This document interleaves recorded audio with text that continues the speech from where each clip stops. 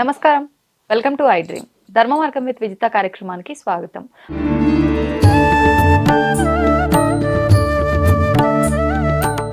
నమస్తే అమ్మా. నమస్తే అమ్మా, శ్రీమాత్రే నమః. అమ్మా, బల్లులు ఒక్కొక్కసారి మన పైన పడుతూ ఉంటాయి.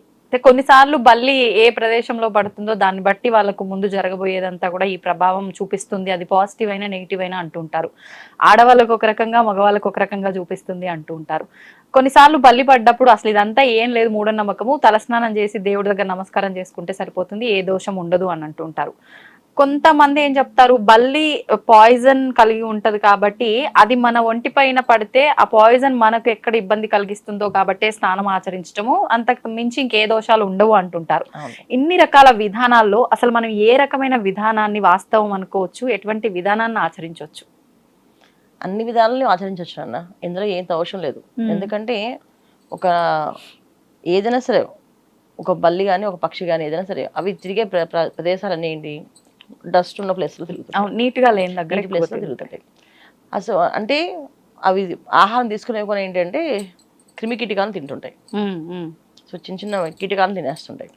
అవి తినేవి కనుక పూర్వం ఏంటంటే అది పడిందంటే ఇప్పుడు ఆ స్పర్శ మన ఒంటి మీద పడగానే అది ఒక పాయిజన్ దానికుంటే ఏదైతే ఉందో ఒంటి మీద అది మనకు తగిలి, సో అందుకే విష పదార్థాలతో కూడింది కనుక పడగానే స్నానం చేయమని చెప్పేసి అన్నారు. పూర్వం ఏంటంటే అది ఒక సిగ్నల్ అన్నమాట, మనకి భగవంతుడు పూజ చేసి వచ్చిన తర్వాత బల్లి ఇలా పడింది అంటే ఇది ఖచ్చితంగా ఇది ఏదో అపాయం ఉంటుంది మనకి అనేది ఒక సిగ్నల్ ఉండేది. పూజ అయిపోయిన తర్వాత అంటే పూజ గదిలోంచి బయటికి వస్తుంటే ఏదైనా జరిగింది, అది పడింది అంటే వెంటనే ఇదేదో సంబంధించింది, అది దేని పడింది అంటే ఎడమవైపు కానీ కుడివైపు కానీ పడింది అంటే, కుడివైపు పడితే ఆడవాళ్ళకి కాస్త చెడు ఫలితాలు, ఎడం పక్క పడితే మంచి ఫలితాలు, అంటే వాళ్ళకి ఎటువంటి ఇబ్బందులు లేవని అర్థం.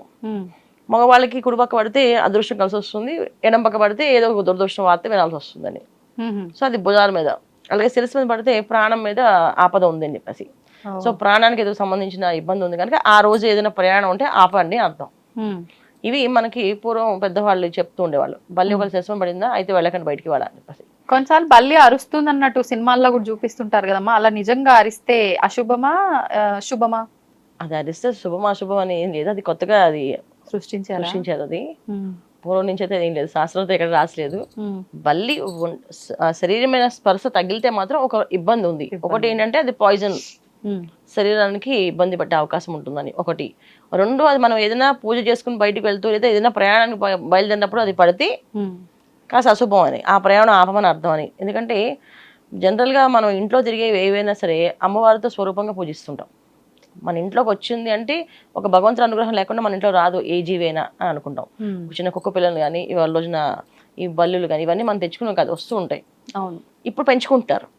పూర్వం ఏంటంటే కుక్క ఇంటికి వచ్చి తిని వెళ్ళిందంటే ఏదో వీళ్ళకి రుణం ఉంది ఆ కుక్కకి వీళ్ళకి, అందుకే ఒక పంచి తింటుంది రోజు వీళ్ళింటికి వచ్చి వీళ్ళ వాకిల ముందు తింటుందని చెప్పేసి. అలాగే గోమాత వస్తే కూడా చాలా మంది లక్ష్మీ అమ్మవారు వచ్చింది, అమ్మవారి అనుగ్రహం ఉంటేనే గోమాత వస్తుంది ఇంట్లోకి అని ఉండేది. పూర్వం ఎవరైనా ఇంట్లోకి వెళ్తే ఒకరింట్లోకి అసలు వెళ్ళేది కాదు, ఒక్కొక్కరి ఇంట్లో వెళ్ళేది శుభ్రంగా లోపలికి వెళ్ళి వాళ్ళు పెట్టినవన్నీ తినేది. ఒక్కొక్క ఇంట్లో వాళ్ళు పెట్టగానే తినేది కాదు. అవునా? తినకపోగానే వాళ్ళు ఏమనుకున్నారంటే ఏదో అమ్మవారి అనుగ్రహం లేదు అందుకే ఏదో ప్రాబ్లం ఉంది అని చెప్పేసి అర్థం. ఆ ఇంట్లో ఒక నెగిటివ్ వైబ్రేషన్స్ ని అవి కనిపెడతాయని అర్థం. అలాగే కుక్క పిల్లలు కూడా అలాగే అని చెప్పేసి అని. సో ఇవన్నీ కూడా మనకి మనం సృష్టించుకునేవి కానీ శాస్త్రంలో ఇలా ఉంటే ఇలా ఉంటుందని ఎక్కడ లేదు, శాస్త్రంలో రాసితే లేదు, ఈ పుస్తకాల్లో వాటిలో లేదు. అయితే పెద్దవాళ్ళు చెప్పిన దాంట్లో కూడా నమ్మకం వాస్తవం ఉంటుంది కనుక దాన్ని నమ్మి మనం ఆచరణ చేస్తున్నాం. ఆ ఆచరణలోనే ఈ బల్లి విషయంలో ఎక్కువగా అందరూ ఫాలో అయ్యేది. సో బల్లి పడగానే స్నానం చేయమని చెప్పేది మెయిన్ అదేంటే దానివల్ల మన శరీరానికి ఎటువంటి హాని జరగకుండా ఉండడానికి కోసం స్నానం చేయమని చెప్పేవాళ్ళు. ఏదైనా బయటికి వెళ్లే ముందు మన కళ్ళ ముందు కనిపించింది కనుక ఆ ప్రయాణాన్ని ఆపమని అర్థం, అందుకని చెప్పారు. ఇంతకు మించి ఇంకోటి లేదు. కొన్ని సందర్భాల్లో అసలు అంటే ఇంట్లో ఎక్కువగా బల్లులు వస్తూ ఉంటాయి, అట్లా వచ్చినప్పుడు ఇంట్లో ఏదో చెడు జరగబోతుంది అని చెప్పి పెద్దవాళ్ళు కొన్ని సందర్భాలు అంటూ ఉంటారు. ఇది వాస్తవం అంటారా?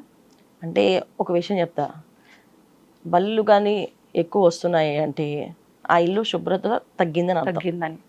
ఇప్పుడు అశుభంగా ఉన్న ఇంట్లో ఏంటి ముందు హెల్త్ ఆరోగ్యం అయితే పాడవుతుంది కదా. మనం 10 సార్లు చేతులు కడుక్కొని తినాలంటారు ఆహారాన్ని. తెలియకుండా కొన్ని జీవులు మన చేతుల మీద ఉంటాయి, అంటుకుంటాయి అంటారు. సో అది మనం దేంతో చూస్తే వాళ్ళ సైన్స్ ప్రకారం చూస్తే వాళ్ళ దాంట్లో చూస్తే ఖచ్చితంగా కనిపిస్తుంది అంటారు సూక్ష్మజీవులు ఎన్ని ఉన్నాయి మన ఒంటి మీద అనేసి. సో అందుకని పరిశుభ్రత చాలా అవసరం. శుభ్రత ఎప్పుడైతే లోపిస్తుందో అప్పుడు ఇలాంటి క్రిమికీటకాలన్నీ బయటకు వస్తాయి. ఇవన్నీ కొన్ని దానికి సంబంధించినవి. సో అవి ఎక్కువ వస్తున్న అశుభం జరుగుతుంది అని అర్థం ఏంటంటే పెద్దవాళ్ళు ఏం చెప్పారంటే శుభ్రం పరచుకొని చెప్పలేక, మొహం మీద చెప్పలేక, అలా రాకూడదు, వస్తే అది మంచిది కాదు మీకు అని చెప్పేవాళ్ళు. ఇప్పుడంటే ఫేస్ మీద చెప్తున్నాను ఏ విషయమైనా మొహం మీద మొహం చెప్పేస్తున్నారు, ఇలా కలిస్తున్నారు, మీరు తప్పు చేస్తున్నారని.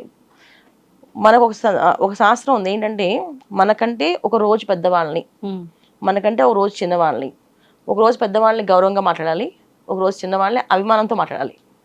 వాళ్ళకి చిన్నవాళ్ళు తెలియక చేస్తున్నారు, నేర్పించాలి. పెద్దవాళ్ళు గౌరవంగా చెప్పాలి, ఒక వాళ్ళు చేసిన తప్పైనా సరే అది మనం మర్యాదపూర్వకంగా చెప్పాలి. ఇవి ఉండేది పూర్వం. ఇప్పుడు అవి లేవు కనుక సో దాన్ని ఎలా చెప్పాలో తెలియక ఇలా బల్లి వస్తే అశుభము, ఎక్కువ వస్తే ఇంకా అశుభం జరుగుతుంది అని చెప్తున్నారు. అంటే ఏంటి, మన ఇల్లు శుభ్రంగా చేసుకోవడం. అయితే మన ఇంట్లో ఆలోచనల విధానాలు అంటే మనుషులు గొడవలు పడుతూ ఎక్కువ ఆర్గ్యుమెంట్స్ ఎక్కువ పెట్టుకుంటూ ఇల్లంతా ఎలా పడితే వదిలేస్తాం కదా, దానివల్ల కూడా ఇలా వస్తాయి అన్నమాట. సో ఇంటిని పరిశుభ్రంగా ఉంచుకుంటే ఈ ఇంట్లో ఎటువంటి క్రిమికీటకాలు లోపలికి రావు. సో ఈ బల్లి అనే విషయంలో ఎందుకంటే బల్లి శాస్త్రం ఎందుకు అన్నారంటే బల్లి అంటే ఒక అమ్మవారి అనుగ్రహంతో ఉంటుంది అని చెప్పేసి చాలా మంది మన పెద్దవాళ్ళు చెప్తుంటారు. ఇంట్లో ఒక బల్లి వచ్చింది అంటే అది అమ్మవారి అనుగ్రహం అంటారు. అందుకని అమ్మవారు మనం పూజ చేసాక అమ్మవారు మనం కాపాడుతుంది. అందుకే అది బల్లి మనం పడి ఆ సిగ్నల్ మనకి ఇచ్చింది. సో మీరు అది ఫాలో అవ్వండి అని చెప్పేసి బల్లి గురించి ఒక పుస్తకం రాశారు, ఒక శాస్త్రం బల్లి శాస్త్రం కూడా ఉంది. పూజ రూమ్కి బల్లికి సంబంధం ఉందా? కాదన్న, భగవంతుడికి బల్లికి సంబంధం ఉంది. ఓకే, అంటే కొన్ని సందర్భాల్లో ఈ మధ్య కొంతమంది చెప్తూ ఉంటారు పూజ రూమ్ లో బల్లి తిరుగుతుంది అని చెప్పి. మనం పటాలు తీసి క్లీన్ చేయాలంటే కూడా చాలా మంది భయపడుతున్నారు, వెనకాల బల్లు ఉంటున్నాయి అని చెప్పి. అవును, ఇది ఎందుకు అంటే మనం ఇవాళ రోజున ఫోటో ఫ్రేమ్స్ అన్ని ఉన్నాయి కదా, అవన్నీ ప్లాస్టిక్, తర్వాత దానిపైన కార్డ్ షీట్ అన్నది. ఆ కార్డ్ షీట్స్ ఏదైతే ఉన్నాయో దాన్ని తినడానికి కాక్రోచెస్ పడతాయి, చెద. ఆ చెదని తినడానికి ఇవి వస్తాయి. సో మనం ఎక్కడైనా అన్ని చోట్ల ఏం చేస్తాం, నీట్ అండ్ క్లీన్ గా పెట్టుకుంటాం ఏంటి, మొత్తం పర్ఫ్యూమ్స్ కానీ ఏదో వేసుకోవడం కానీ అన్ని చేస్తున్నారు.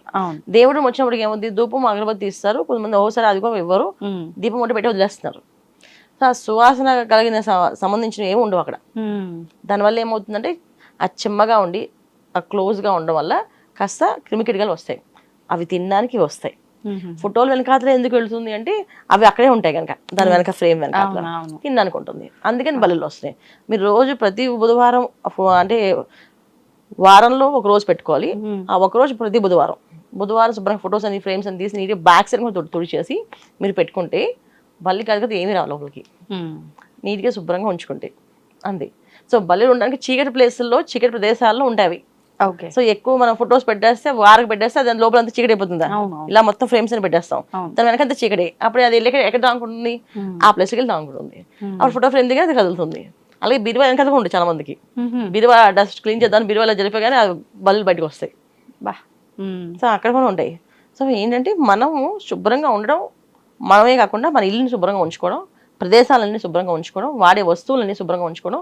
అందుకే పూర్వం ఇది వాస్తు శాస్త్రం అంటారు. ఇది వాస్తు శాస్త్రం ఏంటంటే ప్రతి వస్తువుకి గోడకి ఒక అంగుళం గ్యాప్ ఇచ్చి ఉంచాలని చెప్పేవారు. ఎందుకంటే దాన్ని శుభ్రపరచడానికి. సో ఖాళీ ప్లేస్ అంటే ఒక చీపురు వెళ్ళేంత స్థలాన్ని నీట్ గా చేయాలంటే ప్లేస్ ఉండాలి. ఒక ప్లేస్ అంటే ఒక చీపురు వెళ్ళి శుభ్రం చేసేంత భాగాన్ని వదిలేసి పెట్టమన్నారు సామాలు, కబోర్డ్స్ కానీ. ఇవన్నీ కబోర్డ్స్ అని గోడకి అతికిచ్చేస్తాం కదా, దానివల్ల అవి ఎక్కడ దాక్కుంటే అక్కడ వెళ్ళి దాక్కుంటుంటాయి. అట్లా అనమాట. ధన్యవాదాలమ్మా. నమస్తే అమ్మా. శ్రీమాత్రే నమః. తవ్వుతూనే శివలింగం. సరే దాన్ని అట్లా కప్పేసేయండి, చూపించదండి. Krishna is there. మూర్తి పూజ కాదు, సాక్షాత్ బ్రజేంద్ర నందన భగవాన్ ఉన్నారు మూర్తిలో. ఏమీ ఆశించకుండా ఆరాధించే వాళ్ళు కూడా ఉన్నారా ప్రభుజీ? నిజమైన భక్తి అంటే మనకు తెలియదు కాబట్టి